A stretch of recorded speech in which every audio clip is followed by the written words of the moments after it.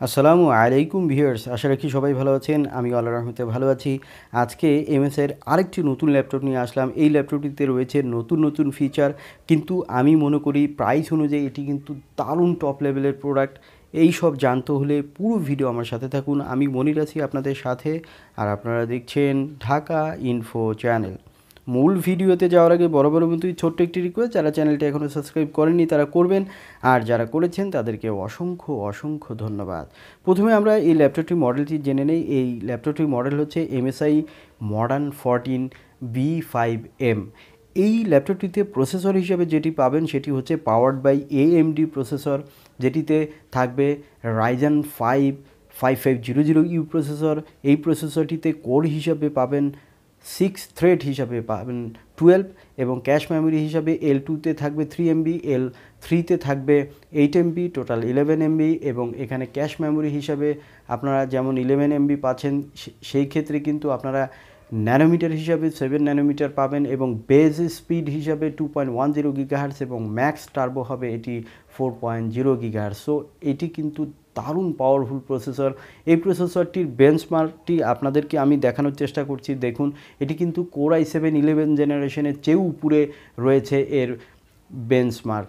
So সেই দিক থেকে আমি মনে করি এটি পাওয়ারফুল প্রসেসর। আপনি ভাবতে পারেন i7 11 জেনারেশনে তো অনেক দাম, তাহলে এটার দাম কম কেন? এটাই হচ্ছে টেকনোলজি। আপনাকে বুঝে কিনতে হবে, জেনে কিনতে হবে, তাহলে আপনি জিতবেন, আর তা না হলে আপনাকে ঠকতে হবে। তো দেখুন, রাইজেন সিরিজের এই প্রসেসরগুলো কিন্তু দারুণ প্রসেসর। আপনি আবার ভাবছেন যে হিটিং ইস্যু তো রয়েছে, ইন্টেলে তো নাই। এই সব বাজে কথা একদম। আপনি কিনুন, আগে দেখুন ইউজ করে, তারপরে আপনি অন্যের কথা না ভেবে আপনি নিজে ইউজ করে দেখুন। এটি ইন্টেলের চেয়ে কোনো অংশেই হিটিং ইস্যু এটির বেশি থাকবে না।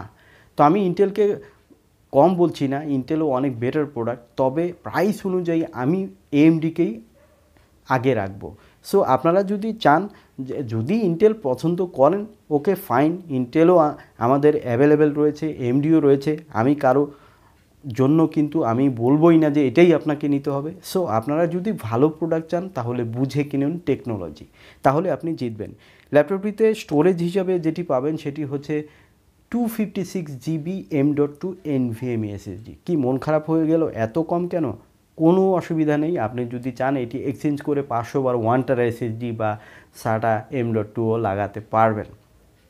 তো সেই দিক থেকে কিন্তু আপনি বেটার অপশনই এখানে পেয়ে যাচ্ছেন। তবে এখানে M.2 লাগাতে হবে, অবশ্যই এটি মাথায় রাখবেন। আর এখানে র্যাম হিসাবে আপনারা 8GB DDR4 3200 বাস স্পিডের র্যাম পাচ্ছেন, যেটি অনেক স্পিডি, এবং এটি এই ল্যাপটপটি কিন্তু 32GB পর্যন্ত ম্যাক্স সাপোর্ট করবে র্যাম।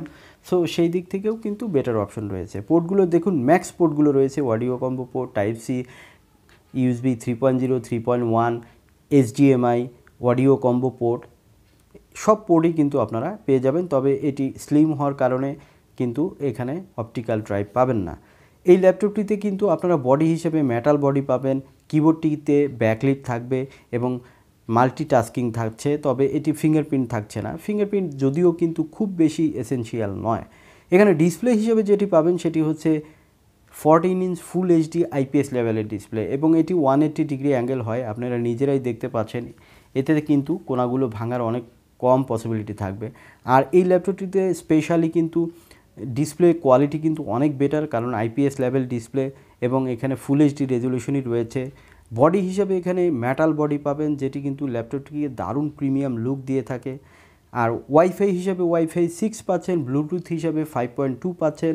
আর এখানে ওয়েব ক্যামেরাও কিন্তু অনেক বেটার মানের রয়েছে, যেটি HD ওয়েব ক্যামেরা। এখন বলবো এই ল্যাপটপটির প্রাইস। এই ল্যাপটপটির বাজার মূল্য ধরা হয়েছে অনলি 62,500 টাকা। আর আমাদের চ্যানেল সাবস্ক্রাইবাররা কিন্তু বরাবরের মতোই পাবেন ডিসকাউন্ট। ধন্যবাদ পুরো ভিডিওটি দেখার জন্য।